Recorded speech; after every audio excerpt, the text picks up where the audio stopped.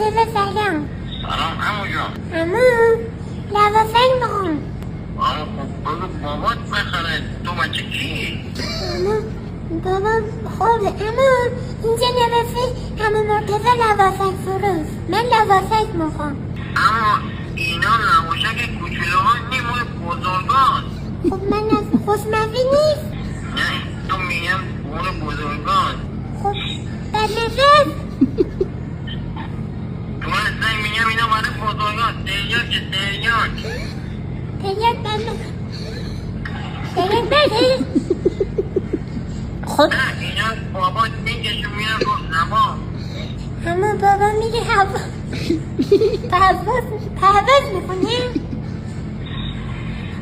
واضحه میگم اینا لواشک نیست. عمو لواسک نیست. نه لواشک نیست. اینا تریاک تریاک. اما داشتم شوخی میکردم سر میذاشتم